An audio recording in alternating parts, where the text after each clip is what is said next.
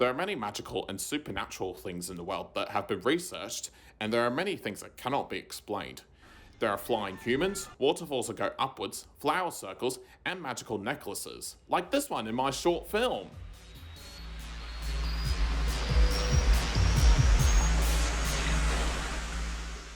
So Paua on the Beach is a fantasy thriller short film / music video about a boy who finds a magical necklace on the beach and then witnesses unusual paranormal phenomenon.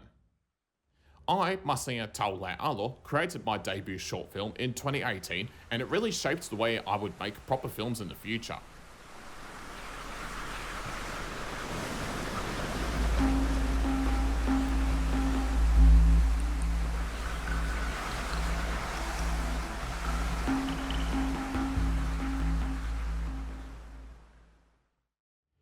It all started in 2017. My family and I once moved to Samoa to help our grandparents with their cafe business. During my time there, I did an online homeschooling program called DECV, now called Virtual School Victoria. One of my favourite subjects was media studies, where I researched film and television and also made little videos. For one assessment in 2018, I had to think of a short film idea that was 5 minutes long. And this is where Paua on the Beach began.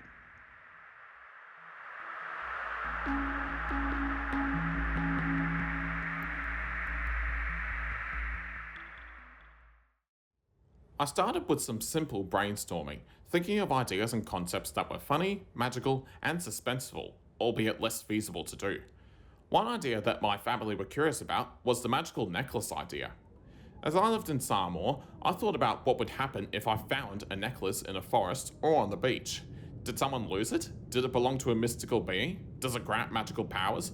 And if I find one, what if it led to mysterious events?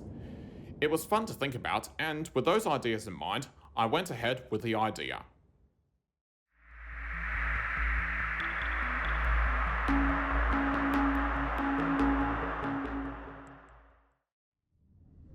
The genre of the film is a supernatural fantasy thriller. The fantasy and supernatural genres are used to show things that are not real and imaginary. Some typical themes used in fantasy are myths and legends, bravery, good versus evil, unusual realities, strength, overcoming difficulties, and trust. Paua on the Beach explores the theme of unusual realities.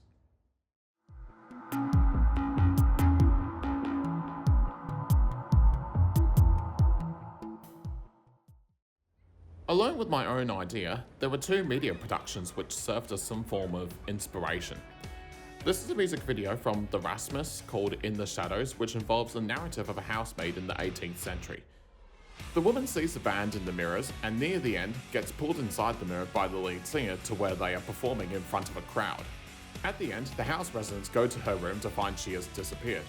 This in some way inspired me because I like modern narratives with a magical fantasy theme, and the end has a cliffhanger emphasis which I used for the film. There is also the Horcrux necklace from the Harry Potter movie series. There are 7 different Horcruxes which hold parts of Voldemort's soul. This here is the Slytherin Locket Horcrux. This inspired the necklace for my short film because the Horcrux is a magical object.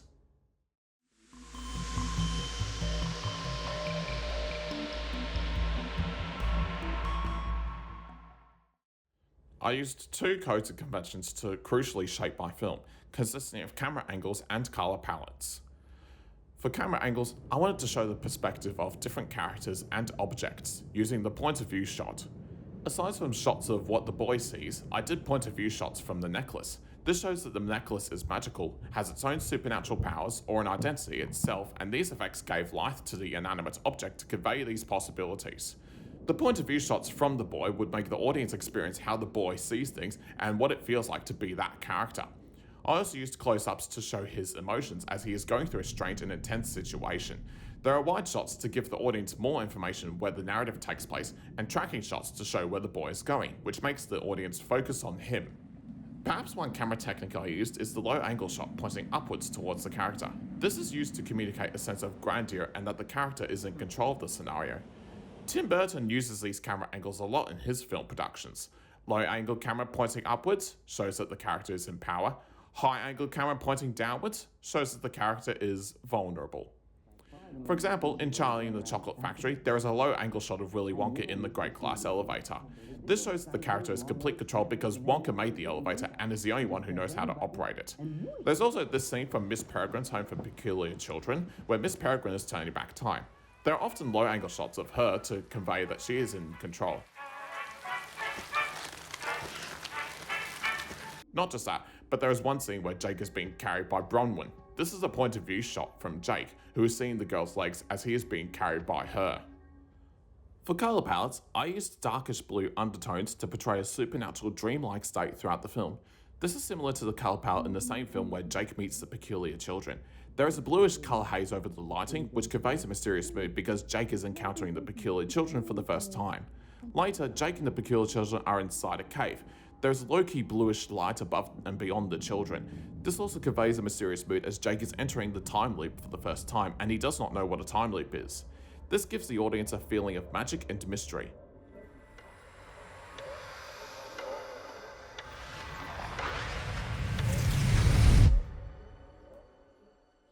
A similar colour palette is also used in Pan's Labyrinth, in the scene where Ophelia enters the labyrinth for the first time and meets the faun. The colour palette shows it as nighttime as the moon is shining down into the chamber, but it also creates a mysterious and magical mood as Ophelia is talking to a magical creature for the first time.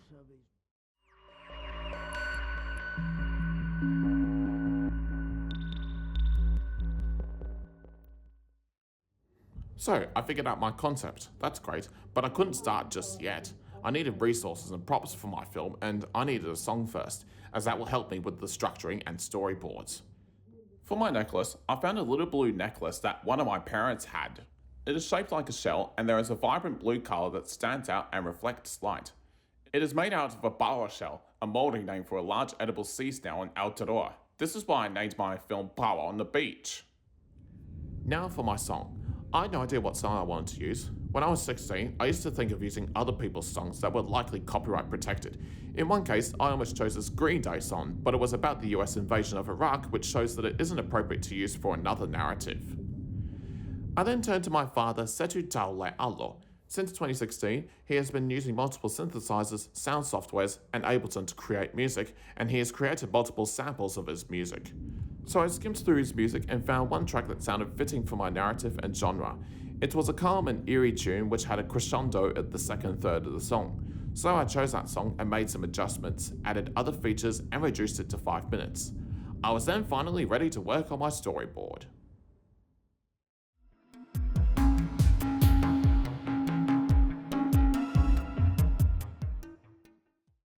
I took about 2 weeks to complete my storyboard with simple visuals and stick figures. I was finally ready to start shooting the production. I got both my parents to operate the camera and I also cast myself as the main character. We started off by shooting on a Sunday. We shot the first scene at Vavau Beach, south of Upolu Island. Me and my family often went there to relax and enjoy the water. It was also quite sunny and cloudy, so it was the perfect time to film. We filmed aerial shots around the beach and we also found a shady area to put the necklace. After the beach scene, me and my mother took spare time to go out by ourselves and film the driving scenes. In the film, I didn't really know why I had a car driver character. To me, it seems like some minor side character driving the boy home or some sort of taxi, Uber driver, a car hop, or an old family friend driving the boy home. We then filmed the house and the climax scene in our grandparents' house. In the climax, the boy finds the necklace changing colours and the house starts going berserk. I flicked on and off lights, turned on taps fully, got my parents and grandparents to help me out, and even played stock footage of a glitchy screen on our TV. For the ending, I actually woke up in the morning and filmed that part by myself to really capture the essence of waking up in bed.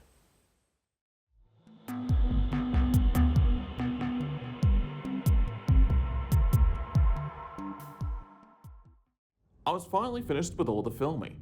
Now all that was left was to edit the footage together. For some footage, I used iMovie to stabilize shaky footage. Firstly, I watched a tutorial video on how I can change the color palette in clips. I found in Adobe Premiere that there is a tool called Fast Color Corrector, which creates cinematic color.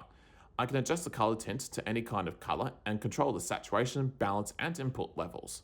I made the color palette dark blue and have used it for the beach and driving scenes. I wanted to give the scenery a mystical appearance which fits in with the magical effect of the necklace and create a dreamlike atmosphere. For the house scene, I used a darkish green colour palette to convey a sense of unease as the necklace is changing colours and is affecting the house. For the necklace that was changing colours, I used the change colour tool in After Effects and the roto brush tool. When I used the roto brush tool for the first time, it wasn't easy and the tracking of the roto brush on the necklace wasn't too accurate. So I learned to use the roto brush tool frame by frame and make refinements. With the glowing effect, I used the glow tool in After Effects. But I didn't just rely on software to make the necklace glow. When I filmed the scene of the boy holding a necklace, I used a torch to light the necklace up. For the necklace point of view shot, I pulled out my camera and a torch shining on my face. For the shot of holding the necklace, I held a torch over my hand to capture a realistic glow effect. For the wide shot of the boy holding the necklace, I held the necklace and held the torch while hiding it. With these effects, I wanted the audience to feel tense, surprised, and intrigued.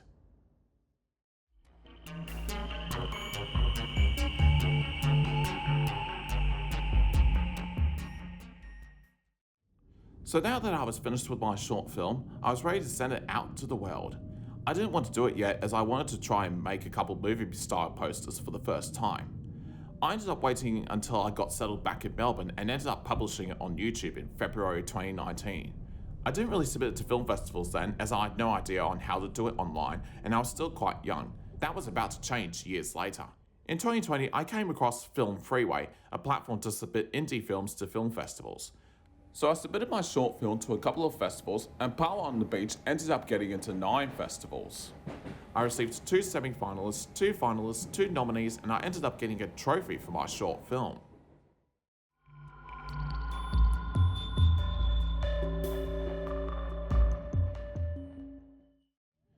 It has been a while since I made the film, but just to ask, what was my intention of making this in the first place? Well, since I started my YouTube channel MasinaT in 2016, I've been interested in exploring different editing styles and camera techniques that I'm interested in.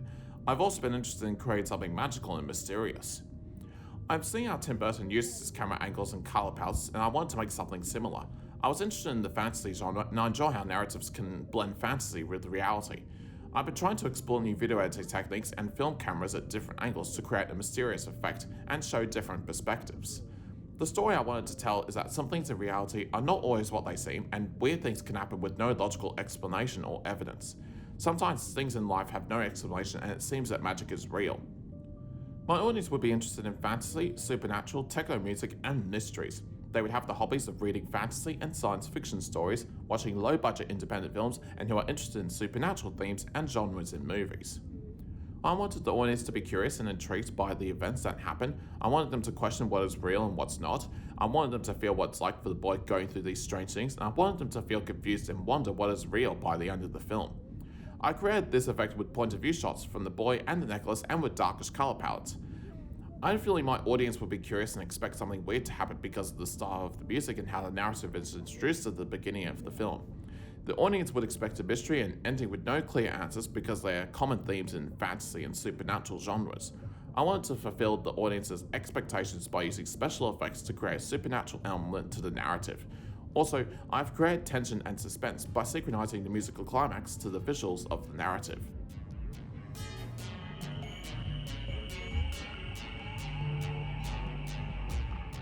The audience might expect it to happen due to the nature of the narrative. I intended for the story and production to turn out like how they are presented in professional feature-length fantasy films. And with the use of color palettes and special effects, it makes the necklace seem like it has magical powers that can affect the boy and his life.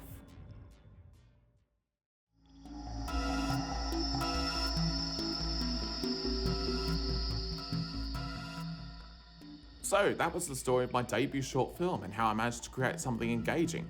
At the time, I felt like I have achieved the quality of an advanced filmmaker for the first time. I came across some problems like where I wanted the camera to point, but I sorted that out. I had to take in most of the production roles as director, editor, cinematographer, and actor. I've definitely come a long way since I made this short film, and I've made several other films years later. Thank you very much for watching, and if you find the necklace mysteriously out on the beach, it would be nice to hear about it and what might have happened to you after you found it. Overall, magic can be around any corner, even when you least expect it.